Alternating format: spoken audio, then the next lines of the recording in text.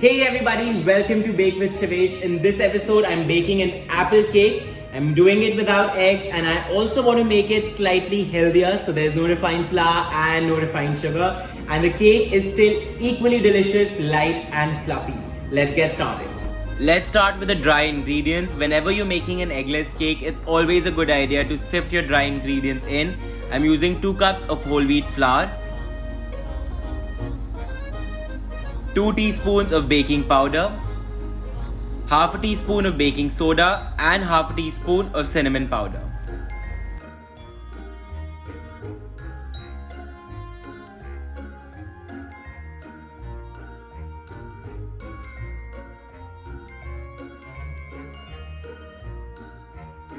Once the dry ingredients are all in, we'll set it aside and start working on the wet ingredients. Let's start by making flax egg, which would be a substitute for a regular egg in this recipe. For that, you need to combine 2 tablespoons of ground flax seeds with 5 tablespoons of water. Just give it a good mix and let it sit for about 10 to 15 minutes until it becomes thick and resembles the consistency of an egg. If you want to make this cake with eggs, you could add in 2 eggs instead of the flax egg.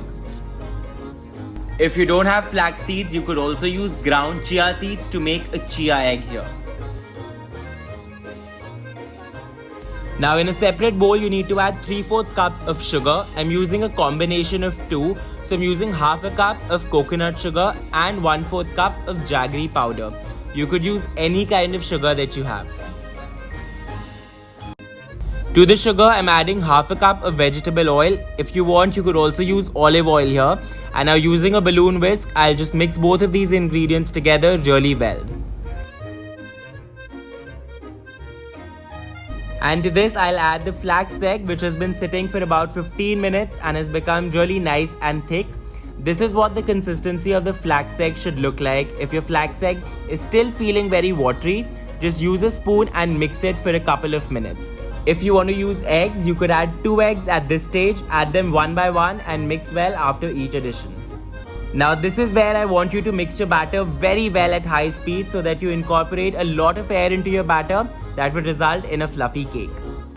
This looks good and now I'm adding half of that flour mixture that we had set aside earlier. And now using a spatula, I'll just fold the dry ingredients in very gently. I always say this, whenever you're combining the dry and wet ingredients, you need to be extremely careful because overmixing at this stage would knock out all the air from the batter and result in a dense and heavy cake. The first half of dry mixture is nicely incorporated and now I'm going in with 1 cup of milk.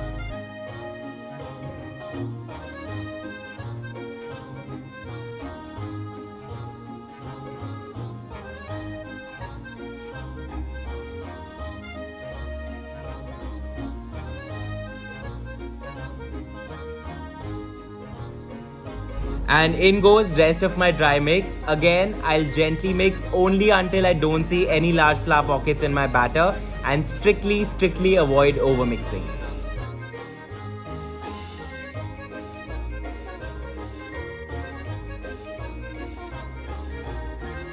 My batter is ready and looks so good. To make this cake extra delicious, I'm throwing in a little less than half a cup of roughly chopped sugar-free dark chocolate because chocolate is always a good idea.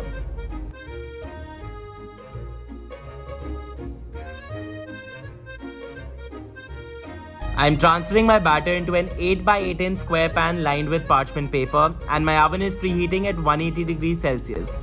Also, a quick tip here, leave handles of parchment paper on both the sides so that it's easier to pull the cake out once it's done. If you don't have parchment paper, generously grease your pan with melted butter or oil and then dust it with flour. But before I bake the cake, we need to add apples to the apple cake, right?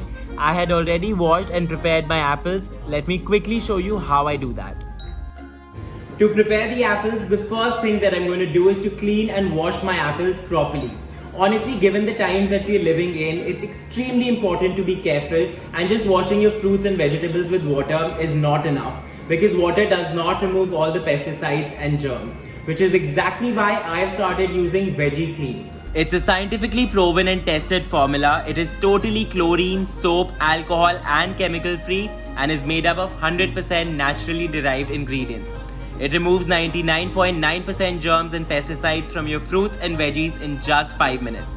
All you need to do is to dilute 1 capful of Veggie Clean in 2 liters of water and soak your fruits and vegetables in it for 5 minutes.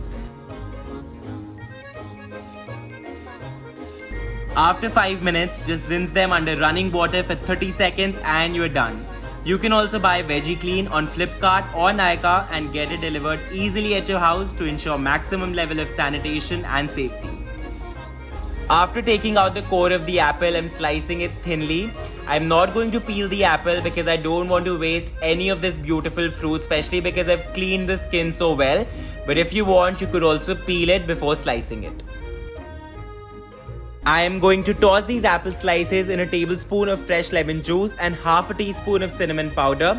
This will help me add a little bit of flavor and maintain the freshness of the apples.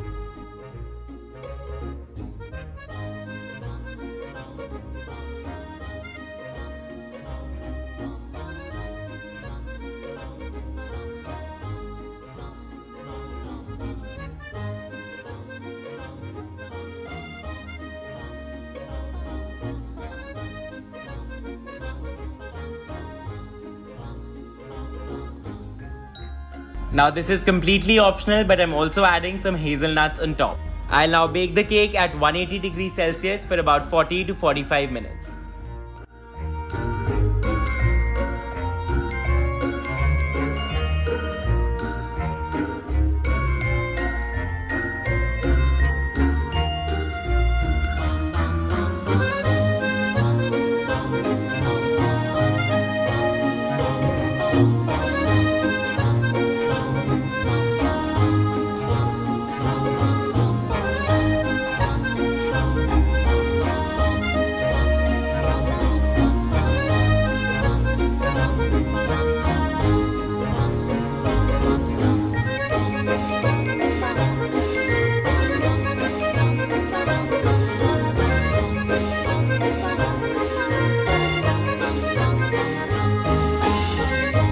If you've been following me for a while, you know I only do eggless recipes, only and only if they're as good as the egg ones. And trust me, this cake truly fits the bill.